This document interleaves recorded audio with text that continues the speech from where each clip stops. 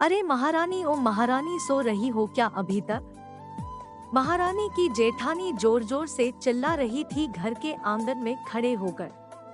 महारानी यानी मैं।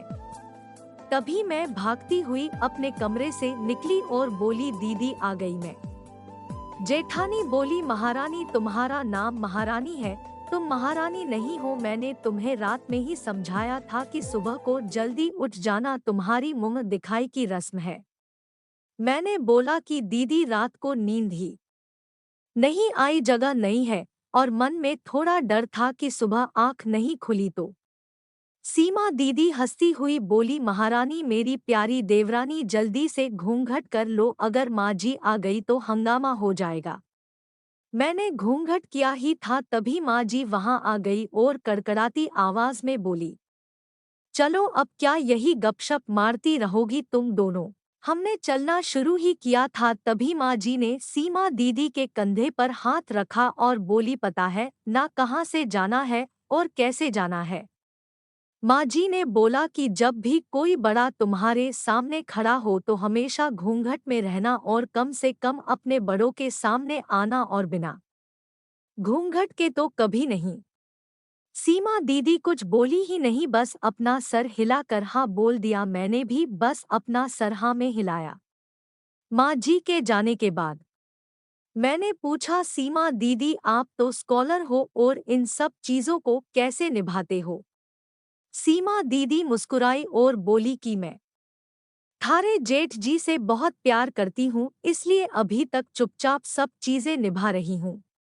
मैं कुछ नहीं बोली और चुपचाप सीमा दीदी के साथ घर के बाहर वाले कमरे में जाकर बैठ गई। वहां पर एक पड़ोस की आंटी जी बैठी थी। वो बोली कि यह कैसे बहू आई है, ससुर जी सामने खड़े है और ये यहाँ बैठी है, मुझे कुछ समझ ही नहीं आया मतलब।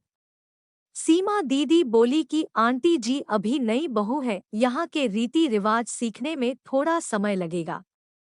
सीमा दीदी मुझे वहां से उठाकर मेरे कमरे में छोड़ गई। 6 महीने यूं ही छोटी छोटी चीजों में बीत गए। फिर एक दिन मैं अनिल के साथ साड़ी लेने गई। अनिल का फोन आया और वो दुकान से बाहर बात करने चला गया। साड़ी की दुकान पर मैं बेधड़क होकर साड़ियां देख रही थी। तभी साथ में बैठे हुए अंकल जी खांसे, एक बार फिर 2 बार फिर 3 बार। मैंने साड़ी वाले भैया से बोला कि भैया इन अंकल जी को पानी दे दो, बहुत खांसी हो रही है इन्हें। अंकल जी भड़क उठे और बोले, क्या बदतमीज लड़की है ये, कुछ शर्म लिहाज है या नहीं इसे। दुकान पर हंगामा देख अनिल बाहर से भागकर अंदर आया और अंदर आते ही अंकल जी के पर छूकर बोले, मामा जी आप यहाँ। मैं घबरा के दुकान से बाहर निकाल आई, एक लंबा घूंघट करके गाड़ी में बैठ गई। अनिल बाहर आया और गाड़ी में बैठकर गाड़ी बहुत तेज चलाने लगा। मैंने धीमी आवाज में बोला, गाड़ी बहुत तेज चला रहे हो, कहीं एक्सीडेंट ना हो जाए।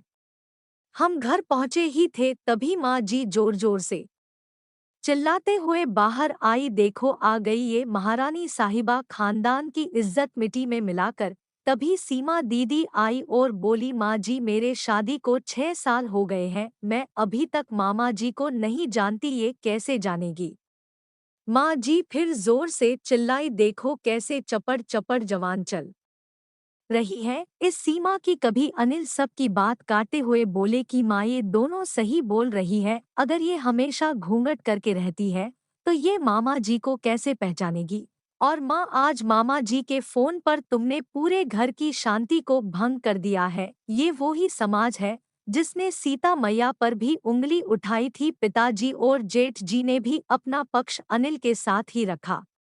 माँ जी थोड़ी देर सोचने के बाद वापस सीमा दीदी और मेरे पास आई और बोली कि तुम दोनों को अपनी मर्यादा पता है, मुझे उम्मीद है कि तुम कभी भी मेरा सिर शर्म से नीचे नहीं झुकने दोगी। हम एक ही परिवार के सदस्य हैं, हमें हमेशा साथ रहना है, अच्छा वक्त हो या बुरा वक्त, हर सदस्य को अपनी मर्यादा पता है। मांझी ने मुझे और सीमा दीदी को गले लगा लिया। दोस्तों अगर वीडियो पसंद आई हो तो लाइक करें, शेयर करें, चैनल को सब्सक्राइब जरूर करें। धन्यवाद।